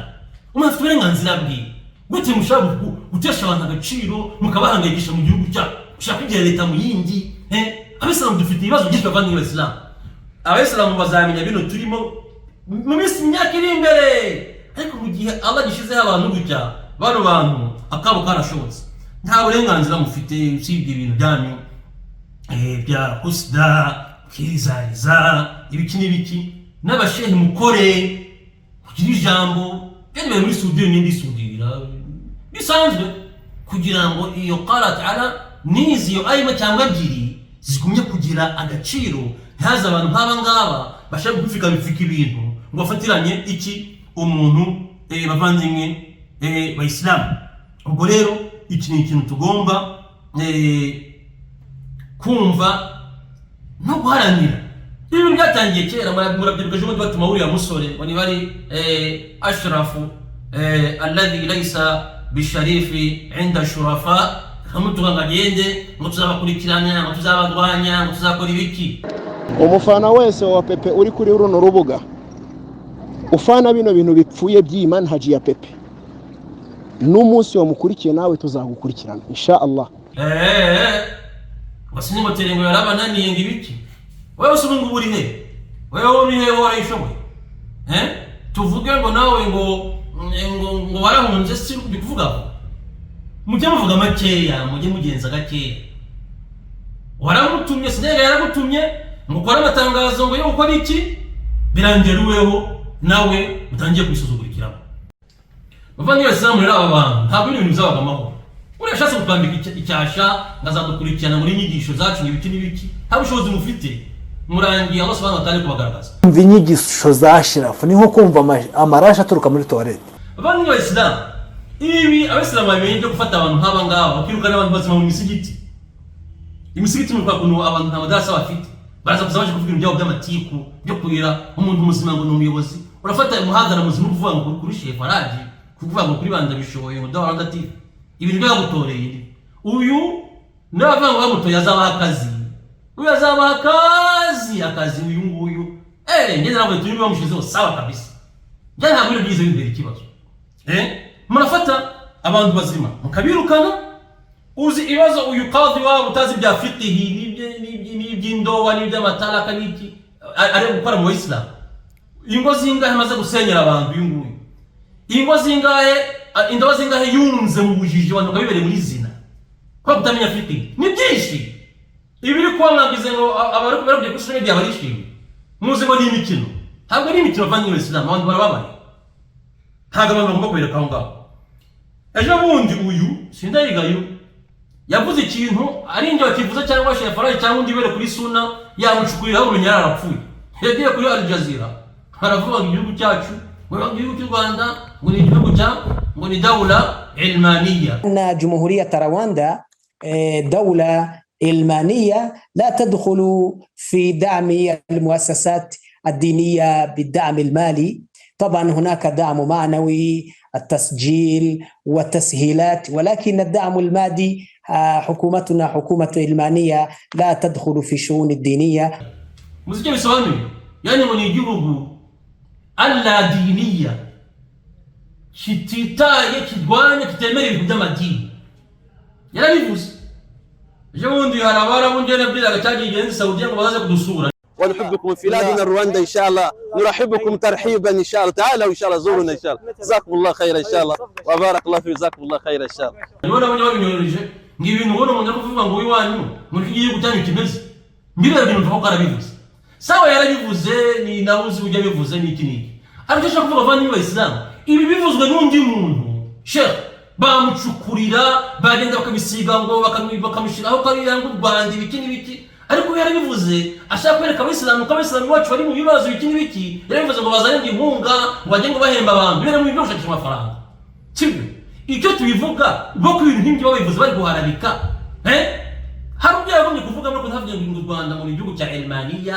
yani Almaniya bisobanuye ngo alladiniya ibintu bitari bari batemera ibintu by'amadini muri gutera abantu ubwoba mpamvu nari bivuzwe n'undi muntu bamucukurira bakamugaragaza ko ari ikibazo paka ari n'ubatakaza n'ubuzima ariko bo barabivuga bari gushimisha bariya barabu batazi yuko ibintu byose biba biri hanze aba nibo rero bari kuzana ngo nibo mu bayobozi b'abantu ibiki n'ibiki ibi byose ngiye kubivuga so kugira ngo muteze abantu la ahubwo hari ababigendeyemo babeshezwa irari batubeshezwa n'abantu nk'aba ngabo kandi nabo iyo bari imbere ya leta bigira ngo abantu beza bakigira ngo abantu bari guharanira inyungu zo mu Isilamu na leta n'iki ariko hari aho bagira bakayiponda babizi cyangwa batabizi nabo mu nyungu zabo nyine njya kumenya ngo nabamagaye ngo ukuri ngiye kubyumva numva ko ni ibintu ari gukora iki ari kuvuga ikindi yako abantu babajije ngo Sheikh Faraji ngo yasinye ngidua nikakaye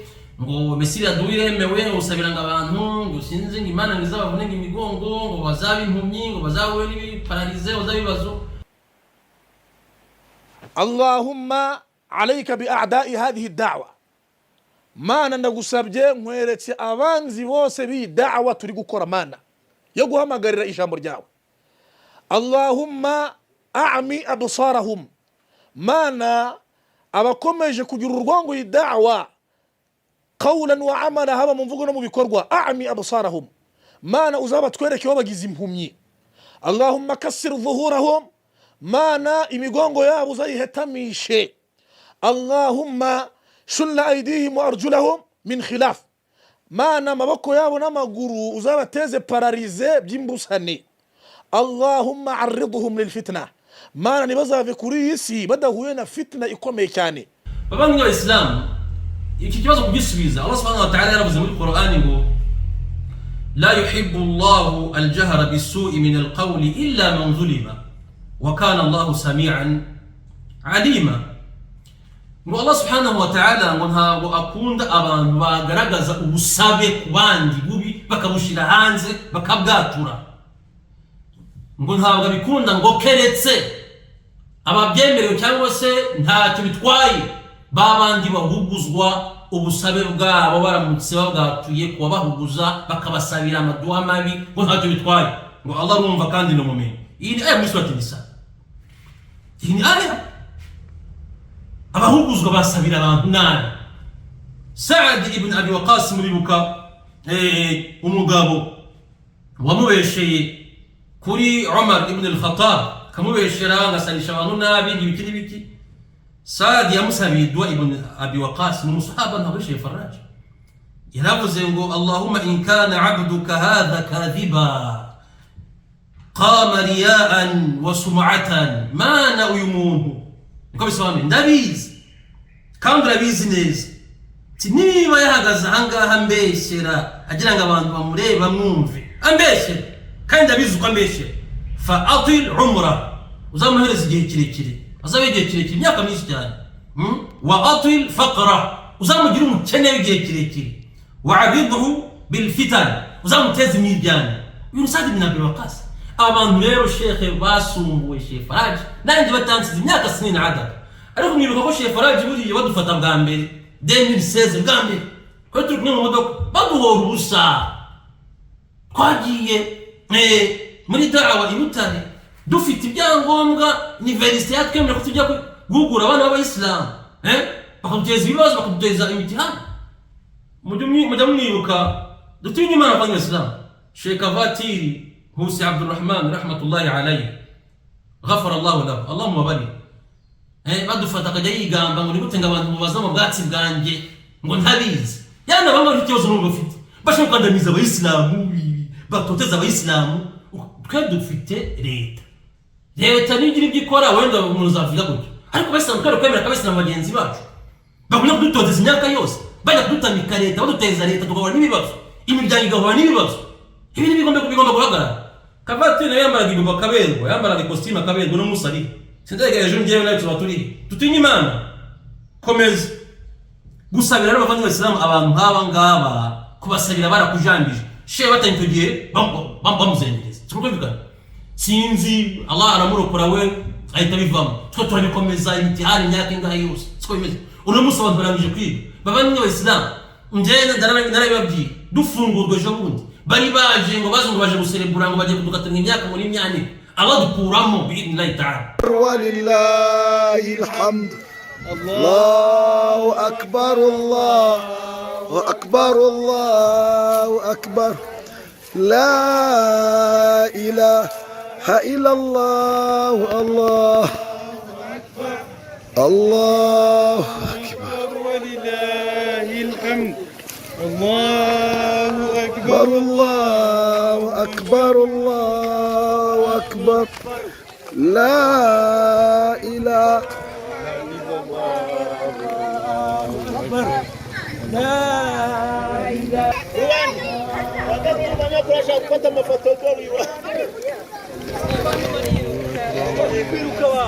ariko bakwitonda basiganwa n'agace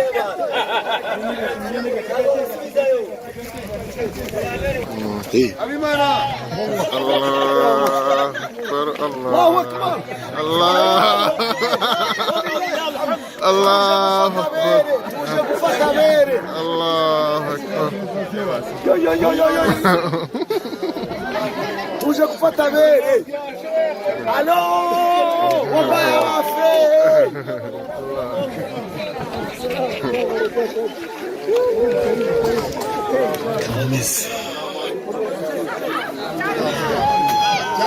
yo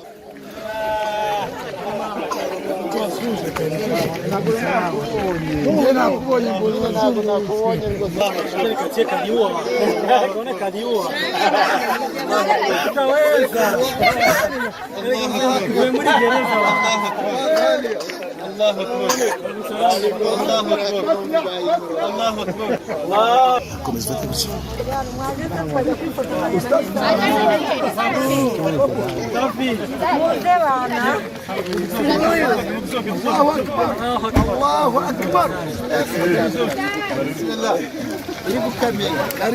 nigumishe mwenyewe kamera nacyo nigumishe uno munsi turashimire nibyo kibazo bahuye nacyo bari bazi ngo bazakomeza gutanga abayisilamu nguko pfoye nguko ziki rero turusha kosa ibimenyetso nicyo mpamvu kubona byabacanze bari bazi ngo bazava kuri Dawa Rwanda TV irarivuyeho bazi ngo bazava kuri Chef Faraji gucunga yaravuyeho namwe bari bazi ngo bazamvuga ngo ndare ngo banzanye ngibiti muri mu biki mwatuje bavandimwe b'Islam gusabira rero abantu nk'aba ngaba bavandimwe b'Islam bari kukurenganya n'uburenganzira bwawe uyu ndase ndega sinamusabira idose nebabwiye njye namusabira idwe ko ari kwisobanura aho urayisobanura ahantu hose ndarengana ngo ndi umuntu mwiza ejo bundi hari ibiganiro yagiyemo umukecuru umumama anyohereza video ari kuvuga ngo ngiye ngo ndi umuntu mwiza ngo nta nubwo nigeze mfungwa ngo ndi inyangamugayo Yusuf intumwa y'Imana yarafunzwe ubwo ntabwo ari inyangamugayo ahangaho ushaka kwiteza icyasha wowe waba uri inyangamugayo ukakwizirwa ku marimbi wewe waba uri inyangamugayo ni wa muntu wa mbere ku isi yaremwe kwiteza ku marimbi abantu bagira ngo umuntu arasoza burasimbuka bagira ngo umuntu karateka sibyo wana gusabira idubyo byo ndi kwisobanura ibiki n'ibiki uri inyangamugayo yahe ntabwo bakuye muri mimbara uri inyangamugayo ahubwo muri mimbara ibibazo byose by'abasilamu bafite siweho imitihani wose uyitera siweho wagiye gusinyisha bari bakora byo guhagarika Rwanda TV uri kubisinyisha kwa mufite mugenzi wari kumushyiraho pressure ntibyabahiga ntibakuye muri mimbari wewe hamuzangure ngo inyangamugayo ngiki kwisobanura abantu barakuzi na Allah azamye kugaragaza bavandimwe b'Islam rero bavandimwe uyu ntabwo ari umuntu tugomba kureka ngo tumutware ngo ajye aho ngaho hoya tugomba kumenya kubasabira amaduwa. Ngenda nagusaba ibyo muri kwisobanura mwiza niba uzi kuri mwiza uri kuvuga iki, ariko uzi kuri mu ushaka konvenka abantu kandi Allah yamaze gutaha. Njyewe nta hantu nditaba wallahi kuva navuka kabisa. Muri kubyumva? Sinditaba nta ku mudugudu nditaba, sinditaba mu kagari, sinditaba mu murenge, sindajya kuri RIB cyangwa ikiri na CID cyangwa kuri polisi, nta n'urukiko ndajyamo, sindanahagarara no mu ntebe y'urukiko ngiye kuregwa wenda hari ibyo nje kwisobanuraho. Ndamubwira ubu wamvanaho ubunyangamugayo ushingiye kuki? Impfu z'abantu nzamwita byose bikiki kuvaho kwa bashega butu n'ibindi n'izindi fitna nyinshi cyane so ziri inyuma we. Ubu kuba batari baguhamagaza ngo ujye kwisobanura ibyo bigaragaza ngo uri inyangamugayo. Hari benshi bigerageza kuri isi batari bahamagaza, ntabwo ibyo bigaragaza umuntu inyangamugayo. Bavandimwe Islam, kucyo nakurikizaho hari umushehe yakomojeho n'abantu babajije bigeze kuzinangaha twibereye gushakisha riziki miryango. Uyu nguyu yamukomojeho nabyo wenda abantu babyibajijeho nibyo yaje nanga agiye guhaguruka aranyandikira cyane arabamagara cyane. Ureba mu intara y'uburengerazuba yitwa Kakaza ya Karemi Ahmed araza, ariko mbere yo guhaguruka no kunshaka n'iki abantu batatu kugira ngo uri bisobanura barambwira ati uyu muntu wari bashehe babiri n'undi muntu ku ruhande utemera guhura nawe, ikimuzanye ntabwo ari kiza, ikimuzanye ntabwo ari kiza kuri wewe na gato. Ubwo nagize gutya ntabwo yambonye, nanamubwira ko nasohotse kandi nari mpari naramureba haza, ariko ubwo nanjye nabibonye shakisha wumva umuriro tuntu twose biki ibyo ngibyo alhamdulillah yamuhijije byari bimuzanye, ntabwo yambonye reka no kuvuga byinshi. Ariko cyambabaje ni iki bavandimwe b'Isilamu, hari audio asubiye hariya yankoreye mbi cyane. Nashaka kugira inama iteye itya, ibi bintu ujyamo byo kuza wavuye angaha mu Rwanda ujya gukorera muri Zambia, ujya gukora akazi k'idini, kandi akazi k'idini uragakora neza, urigisha neza, uratanga moiza, uratanga inyigisho, uratanga durusu, urakora gahunda zose z'idini na nashati ya Kiislamu. Ibintu by'ahangaha wabiritse ukabivamo shehe, ko isi yose wasiatu nutabikora n'abandi bazabikora. Ibi bintu iyo ndebye uko mbona nta kamaro bigufitiye, la min ba'id wala min qarib. Ahantu turi urahazi, warahabaye, nta kintu na kimwe utazi ku bijyanye na dawa, ku bijyanye yo kumbuza gukora dawa, ngo ndike gukora dawa. Niko tumuza gukora dawa. Allah arambiye wa man ahsan qawla mimman da'a ila Allah wa amila salih wa qala innani minal muslimin. Allah yavuze ko umuntu mwiza gukora dawa. Abanyarwanda bavuga ni abantu bafiteho haki, yambiye amagambo muri iyo audio ahubwo birenze n'ibyo yaraje gukora. Niba yaje gukora ibyo ngibyo kumbuza gukora dawa, ngo reka kuzavuga ibintu bya hano. Ikindi iyo bari mu manama na leta bari gutamika leta badutamika leta ko turi abantu babi, barangiza natwe bakavuga leta nabi, ngo ujye ngo basize hano ngo urahayobewe, ariko nyaka ko leta yiwacu ari mbi bikindi. Marangiza mukajya hariya ejo ndabe nama y'umutekano ngo bakureho dawa Rwanda TV ngo dushiranga amawiza yanjye ngo ibiki n'ibiki, barangiza ukaza kunyereka ngo ujye nasize ahangaha ari kumbwira mu Rwanda ngo ndahayobewe. Ndahazi nasize hameze neza, ariko ikibazo icyo ngira ngo mbavuge abavandimwe b'Isilamu ni ibintu mubire tibashaka kutuvuga haki, bakajya bakadutamika leta, ariko niyo leta bajya hariya bakayivuga nabi. Hariya mama audio ibiki bitindi gasani birahanga. Ntabwo mugomba kutubuza gukora dawa, ntabwo mugomba kudutera ubwoba gukora dawa. Yaraje ibyo ari muzanye ahangaha bibuze, yanyohereza ibintu ngibyo byo kudera ubwoba, ngakuzi ibiki ngo reka gukora dawa, ngo reka kuvuga ibintu byo mu Rwanda, ngo reka ibintu bya MC. Ntabwo ari byo bavandimwe b'Isilamu. Va mu bintu by'ahangaha mu Rwanda shehe, ndagusaba va mu bintu by'ahangaha nihaiyan, uve mu bintu by'ubuyobozi, uve mu bintu by'ibiki byose, ureke Mwenyezi Mungu azabikosore. Ndakugira inama kama kijana wangu, mwanafunzi wangu, ibi mubyumve neza, mubisobanukirwe, mugende gake. Uyu nguyu rero alhamdulillah kafa Allahu al-mu'mina al-qital, Allah yaramunkijije, ariko ntabwo ibintu muzabishobora.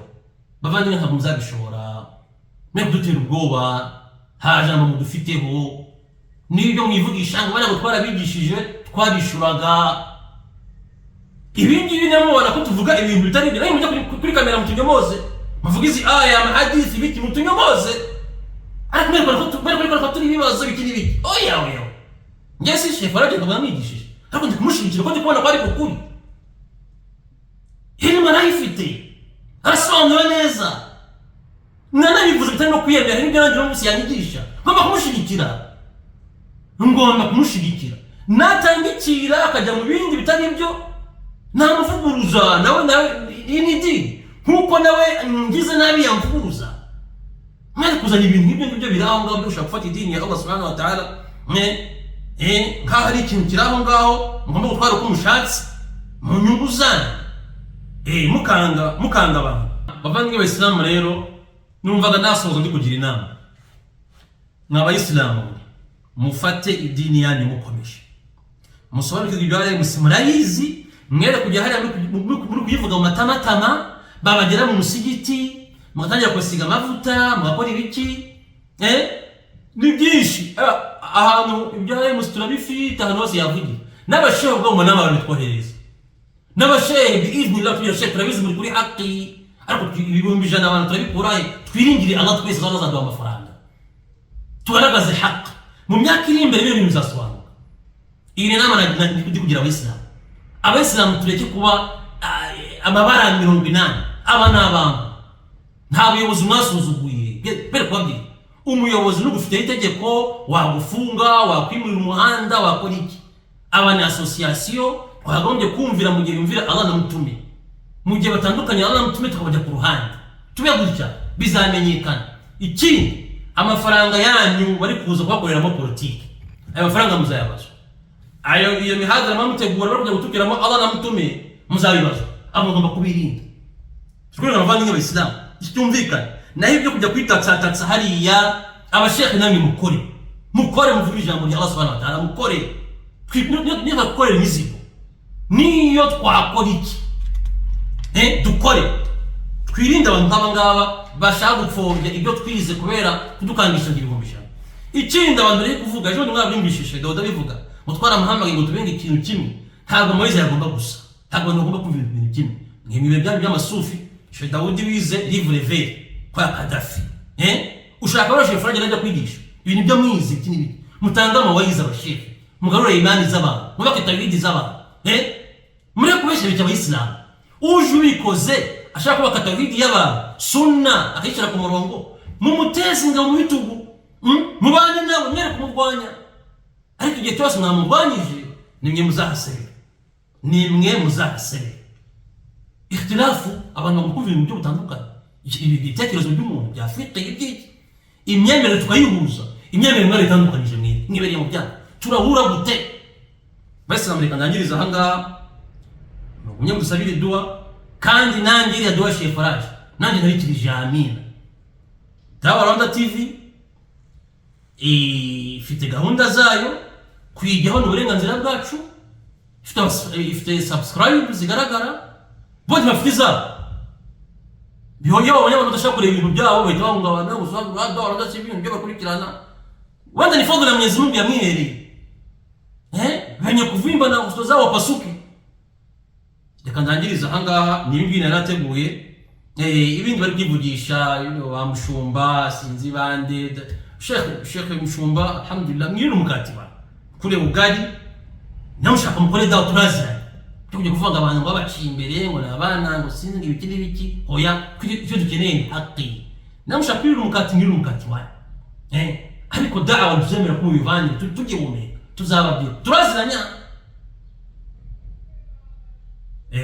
والله أعلم وصلى الله على سيدنا محمد صلى الله عليه وسلم والسلام عليكم ورحمة الله وبركاته. Hayat Hijab Shop tubafitiye imyenda myiza ihebuje yaba iy'abagabo iy'abagore ndetse n'iy'abana. Hari kandi sandali nziza zo kwambara ku makanzu y'abagabo, inkweto z'abagore ndetse n'amasakoshi meza cyane. Akarusho rero tubafitiye imibavu myiza cyane ituruka mu gihugu cya Arabia Saudite. Umva inkuru nziza rero, dufite ubuhanga bwo kukuvangira imibavu uwisize agahumura neza, uciyeho agakebuka. nyaruka uhahe uberwe. Duherereye Gikondo Nyenyeri kuri Merezi ya kabiri. Duhamagare kuri 078 04 37 063. Turakwakirana yombi. Berwa na Hayat Hijab Shop, ujyane n'igihe. Kigali Barista, mutugane tubafashe. Duhugura urubyiruko gutunganya ikawa mu buryo bugezweho kandi bwizewe. Ducuruza ibijyanye n'imigati ndetse na keke tukanabyigisha. Dukora ikawa mu bukwe no mu birori bitandukanye. Ducuruza kandi ikawa karite ya mbere. Ku bashaka ahantu heza ho kuyakira, tubafitiye ibinyobwa n'ibiribwa bitandukanye bya halal. Ku bindi bisobanuro wahamagara kuri 0782 76 18 56 cyangwa kuri 0783 59 75 52. Kigali Barista.